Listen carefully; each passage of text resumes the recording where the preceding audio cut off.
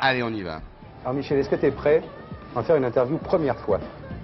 D'accord. D'accord. T'as pas le choix, tu me diras.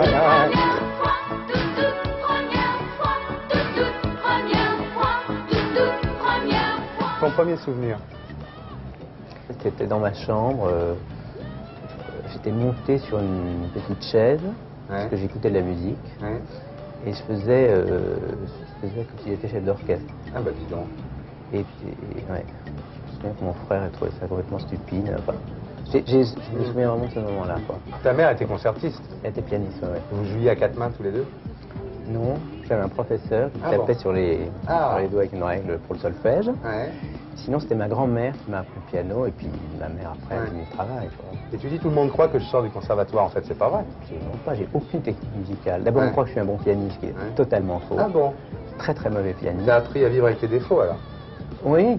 Nous aussi. Le premier disque que tu as acheté?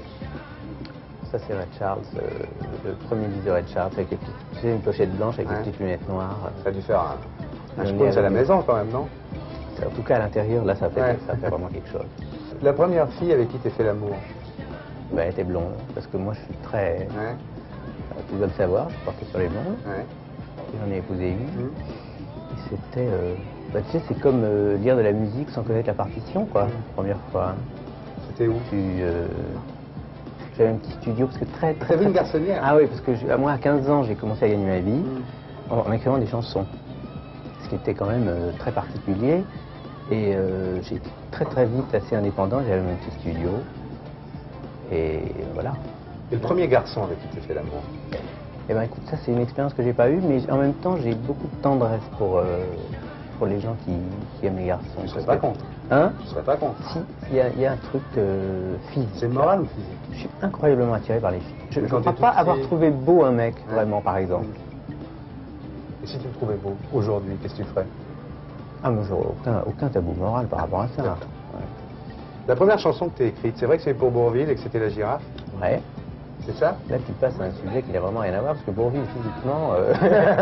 Oui, il n'y avait pas de danger. Là, mais c'était un type extraordinaire. Moi, je voulais pas écrire pour Bourvil. Comment tu as été en contact avec Bourvil? C'était le directeur artistique de chez Pathé, qui s'occupait qui s'appelait Jacques Slingan, je me souviens, qui était très... C'était une époque où c'était les jeunes qui faisaient la loi, il avait envie, lui, de faire travailler les jeunes. Il a un new look à Bourvil. Oui. Et... Bourvil, il était formidablement ouvert sur Pink Floyd, sur enfin, tu vois, des trucs. Ah ouais. Tu lui parlais de Buddy Holly, d'Eddie moi, je lui Cochran, disais, je peux pas écrire une chanson pour vous, parce que avec ce que vous avez chanté, moi, c'était pas du tout mon truc. Ce qui m'intéresse, c'est les Beatles. Et il m'a dit, mais moi, écrivez-moi ça, au contraire, j'adorerais ça. Puis j'ai écrit une chanson pour lui, et il l'a absolument pas chanté comme un truc. C'est devenu une chanson de Bourvil, quoi. Mais ça m'a permis de payer le studio, par contre. Est-ce que tu n'as pas eu un complexe, toi, vis-à-vis du rock'n'roll? Tu dis toujours, je fais pas du rock'n'roll, je fais de la rock music, l'air de dire, bon, c'est pas complètement du rock'n'roll. Est-ce que t'as pas été... Est-ce que finalement t'es pas assez... T'as un côté bon élève, et tu serais pas assez destroy pour être vraiment rock'n'roll?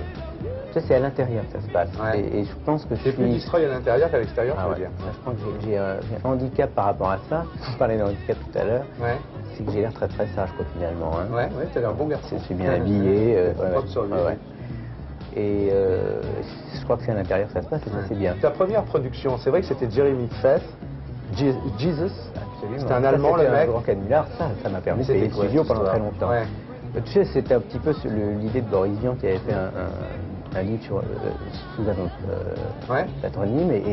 Et nous, on s'est dit, on n'arrête pas de nous dire, oui, la musique des Américains, c'est beaucoup plus intéressant, le rock, c'est fait pour les Américains. Et on s'est dit, bon, on va faire un disque. C'est comme Sheila quand elle chantait sous un nom américain. Non, mais là, personne ne savait que c'était nous, tu comprends?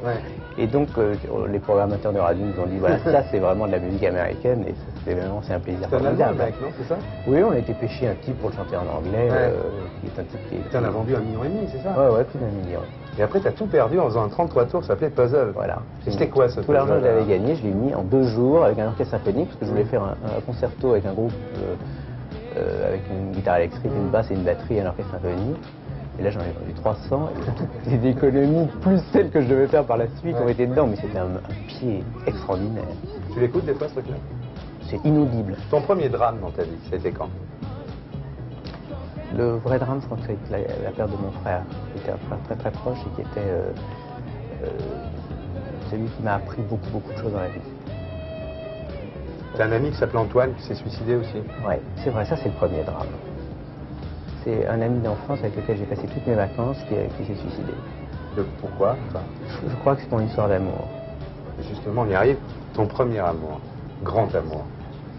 Mais moi j'ai eu très peu d'amour dans ma vie. C'est Véronique Sanson, ton premier amour? Oui, oui, je crois que c'est à peu près le premier important, oui. Ouais. Vous avez rompu pourquoi? C'est juste ça, il faut le demander. On lui a demandé, c'est pour comparer. C'est comme tourner manège. Ton émission puis du mauvais coton. Ton deuxième grand amour? Eh ben écoute, je crois que c'est la fille avec qui je suis maintenant. Donc tu vois, c'est quand même vachement limité. Non, c'est bien, t'es un mec fidèle. Hein. Ouais, assez. Alors, Julien Clerc nous a raconté que lui, bon, quand elle était avec lui, elle était un peu dans l'ombre. Et que toi, au contraire, tu l'as mise dans la lumière. Tu crois que c'est ça, enfin, en dehors de l'amour qu'il y a entre vous, est-ce que c'est ça qui vous a réunis et liés pour longtemps? Je sais pas. Tu sais, je crois que c'est très difficile de dire pourquoi ça va avec un couple et puis après ça va plus. Je crois que c'est très très difficile, en tout cas, de passer sa vie avec la même personne. Ça a l'air d'être drôlement dur. Hein. Ça va, je trouve ça miraculeux déjà quand ça dure un certain nombre d'années. Ton premier succès personnel, quand tu as chanté des chansons, le premier truc qui a vraiment marché, de toi, par toi? La groupie du pianiste. La groupie du pianiste. Ouais.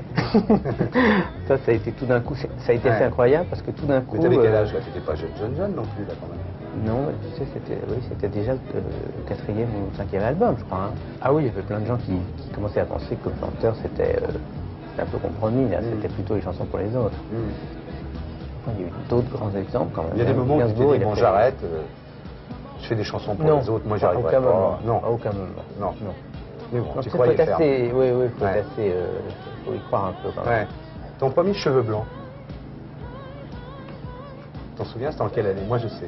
Ah bon? Ouais, mais dis-moi, on va voir si ça t'a marqué.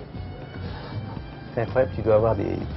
comme ça, le texte. Non, c'est en 1980. Oui. Dans un article, une interview à Georges-Marc Benamou dans le Quotidien de Paris, tu venais d'avoir ton premier cheveu blanc. Et j'en faisais tout un plat. Ouais. Je ne savais absolument pas ce qui allait arriver.